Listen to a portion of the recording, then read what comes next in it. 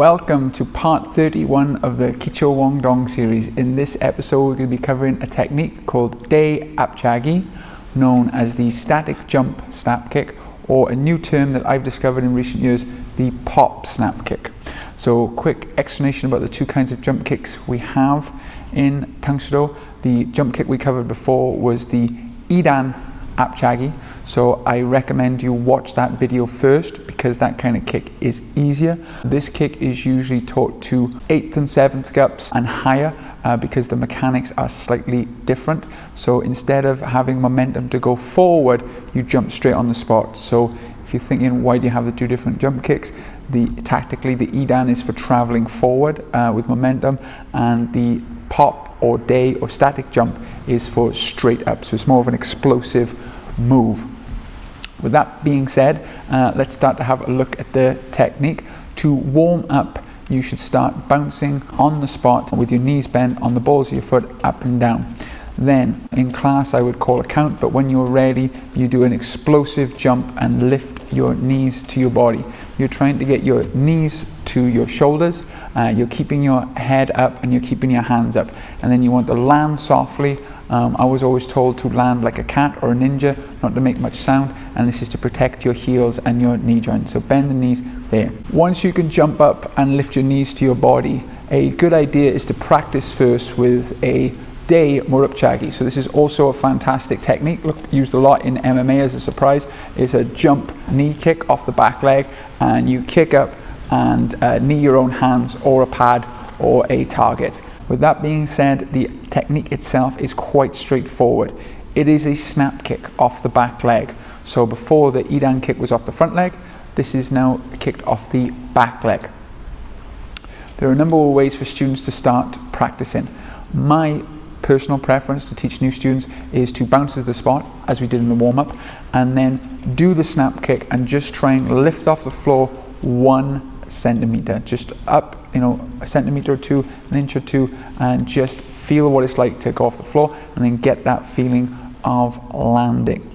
So you want to jump up with your knees going high up when you feel confident, and then when your knees are at the top of the kick, explode the kick out in a forward motion, not an upward motion. There is that way of jumping on the spot. There's also a way where you step and then kick. This is traditionally used more for spinning kicks, but you can do it here, and that is to imagine like you're stepping onto a trampoline, and on this way you jump off it. Eventually the idea is to not telegraph the technique at all and jump straight up with a little tiny bend in the knee to give yourself that explosive movement. When it comes to the jumping kick, there are two schools of thought. One is to leave the non-kicking leg dangling, okay, as I'm showing here. And as you can see, even though my kick reaches the same height on the target, it does not appear that I am jumping as high. What I teach my students to do is to kick the butt with your non-kicking leg. And for me, the metaphor I give is that if I was throwing a jab and throwing my hand in the other direction, this would be counterproductive. So when I jab, my hand doesn't go out at the same time, but it stays with my body. You want to keep your body moving in the same direction. So as we're going up, you keep all your limbs going in the same direction, up. And the kick looks higher, you can get better height, it looks more aesthetically pleasing, and it just helps when you're trying to get more air time for more difficult kicks. Common mistakes, there are many, but I'm going to leave this to 3.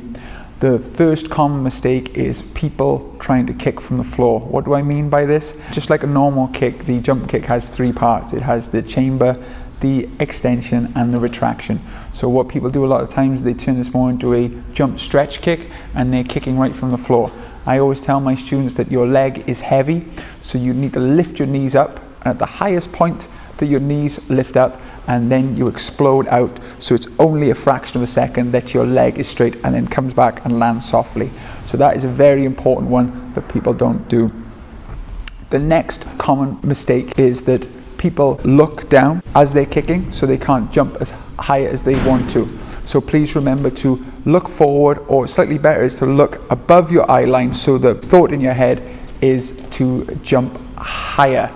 So again, don't look down as it's bad posture. You wouldn't look down as you were walking. You wouldn't look down as you were doing punches and blocks and kicks, and you definitely do not look down when you're doing jump kick. The third one, and this is kind of a picky one, more about telegraphing, is that what people do is they do a mini step before they jump. So instead of jumping from the back leg, they bring their legs together because this motion is easier, and that telegraphs the technique almost immediately. So it's okay for when you start the kick because it's new, but eventually you want to try and get rid of that. It's just a bad habit that if you can get rid of it at the start, that's great. So once you feel you have the technique down, it is very important to test the technique. So what I've done here is there are two techniques you need to do first, and a third one that kind of brings them all together.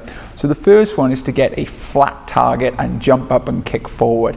Again, it's very pleasing to hit a target that's horizontally flat and then meet it, but this is not realistic. So what I'm using here is I'm using the freestanding bag, and just like a snap kick where I pierce there, I need to jump up and still use my hip to pierce forward. So you can do this on a shield if someone holds a pad, the correct way, but kicking forward is important. So this is test number one, and again, just try it on both legs, and just make sure that whatever you're kicking hard and bending your toes back. Test number two now requires a partner, and as you jump up, this is if you want to do the kick the butt version that I was talking about earlier, someone slides something quite harmless, like I'm using a noodle with my partner, underneath your legs and sort of swipes it, and you kind of play this game of like 1, 2, 3, they're going to strike now, and you jump over it.